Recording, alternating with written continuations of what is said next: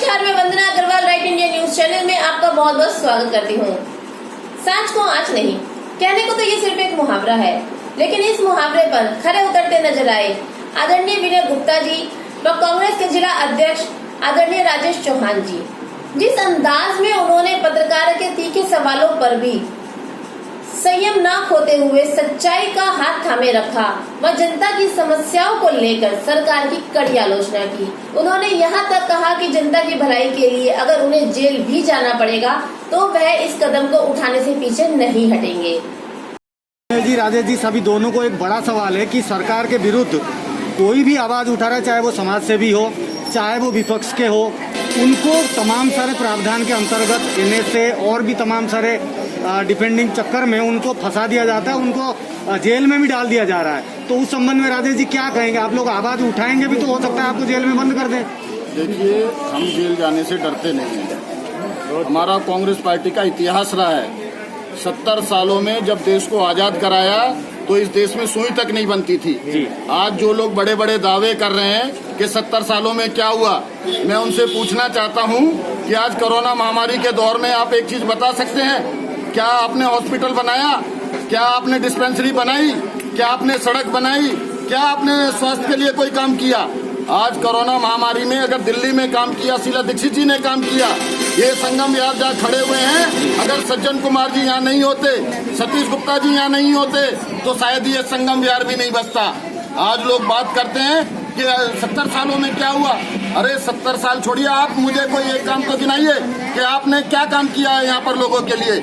आपने आज लोगों को मरने के लिए छोड़ दिया। इस देश के इतिहास में पहली बार हुआ है कि व्यक्ति को हॉस्पिटल खुद ढूंढना पड़ा है, डॉक्टर खुद ढूंढना पड़ा है, दवाइयाँ खुद ढूंढ के लानी पड़ी है। और इससे बड़ा मेरे पास बड़ा दुखी मन से कहना पड़ रहा है कि अगर व्यक्ति के उसके परिवार में किसी की मौत हो गई तो शमशान घाट में भी उसे कई कई घंटों वेट करना पड़ा है। आपने देखा है उत्तर प्रदेश की हालत क्या है।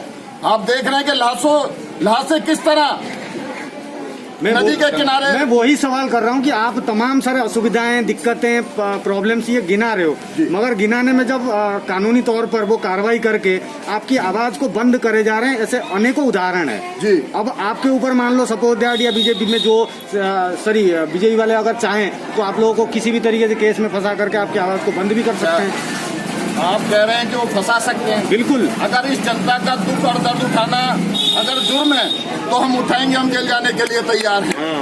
इस जनता की आवाज को हम अगर सरकार के खिलाफ ले जाना पड़ेगा तो हम जेल जाने के लिए तैयार हैं। अगर आज महंगाई बढ़ रही है, अगर उसके खिलाफ बोल रहे हैं, अगर वो हमें जेल में भेजना चाहते हैं तो हम तैयार हैं। अगर आज देश में पेट्रोल और डीजल कांग्रेस के राज में 60 रुपए, 58 रुपए, 55 रुपए हुआ करता था, मैं स्मृति ईरानी जी चूड़ियां दिखाती थी मनमोहन सिंह जी को। मैं पूछना चाहता हूं स्मृति ईरानी जी, कहाँ है वो चूड़ियां? क्यों नहीं अपने लोगों को आप दिखाती हैं? अगर सरकार को आईना दिखाने का काम अगर हम लोग कर रहे हैं और वो हमें जेल भेजने का प्रयास करेंगे तो हम जेल जाने के लिए तैयार हैं। कांग्रेस के पूर्व अध्यक्ष राहुल गांधी जी आज 51 वर्ष के हो गए हैं। उनके जन्म दिवस के उपलक्ष्य में आज संगम विहार के C ब्लॉक में भगत सिंह चौक पर आदरणीय विनय गुप्ता जी और कांग्रेस के जिला अध्यक्ष राजेश चौहान जी द्वारा जनता में मास्क, सैनिटाइजर, फल व राशन का वितरण किया गया।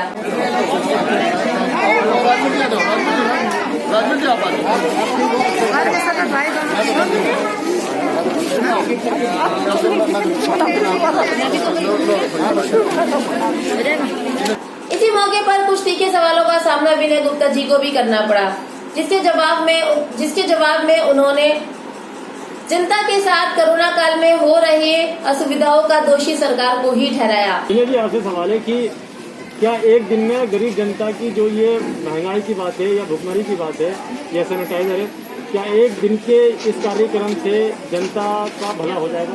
बिल्कुल नहीं। तो फिर कैसे किया जाए? ये भला करने के लिए नहीं है जी। मुशर्रफ जी, हमारा मकसद सिर्फ इतना है कि हम शुरुआत करें जी। ऐसा नहीं है कि हमारे इससे लोगों को बड़े फायदे हो जाएंगे। आप एक बात बताओ, अगर हम नहीं करेंगे मदद तो और लोग कैसे करेंगे? एक सिस्टम होता है कि आज हम करेंगे, कल आप करेंगे, परसों कोई और करेगा। लोगों की मदद के लिए हमें आगे आना पड़ेगा। बहुत सारे लोग हैं जो कर रहे हैं, ऐसा नहीं हम कर रहे हैं। हम एक मामूली सी बात है ये कि भाई 10-20 लोग 50 लोगों को हम थोड़ा सा राशन दे देंगे, कुछ सामान दे देंगे, उससे मतलब भला नहीं हो रहा लोगों का। ये तो सब सरकारों को करना पड़ेगा। लेकिन सरकार जो है वो नाकारा सरकार है और दोनों सरकारें नाकारा हैं। केजरीवाल जी भी विपक्ष में आते हैं, कहीं ना कहीं केंद्र के विपक्ष में हैं। आप मुझे बताओ, दिल्ली के अंदर इतनी महंगाई हो रही है, लोग परेशान हैं, कोरोना काल के बावजूद भी महंगाई है। केजरीवाल जी ने कभी आवाज उठाई है? नहीं उठाई ना। आप देखो, केजरीवाल जी बहुत सारे धरने प्रदर्शन किया करते थे। क्या चुनाव के बाद जब से उनकी सरकार बनी है उन्होंने कोई एक धरना या प्रदर्शन किया है? दोनों एक एक थाली के चट्टे बट्टे हैं। वो अपने हिसाब से चला रहे हैं, ये अपने हिसाब से चला रहे हैं। इनकी सरकार रहनी चाहिए, इनको मतलब नहीं है गरीब आदमी से। बेवकूफ़ बना रहे हैं बिजली के नाम पे। मात्र 2% लोगों को फायदा पहुंचाते हैं और 98% लोगों को बेवकूफ़ बनाते हैं। उनसे पैसा लेते हैं, उनको थोड़ा सा फ्री में दे देते हैं। आप देखो, दिल्ली के अंदर मैं कहता हूँ हजारों बस स्टैंडों पे आपको दिखेंगे केजरीवाल के बड़े बड़े होल्डिंग, जिसका 1 लाख रुपए महीने का किराया है। आप कैलकुलेशन करके देखो कितना ऐड पे पैसा खर्च किया जा रहा है दिल्ली सरकार की तरफ से। अगर वो जो काम हम कर रहे हैं ना वो सरकार करे, मगर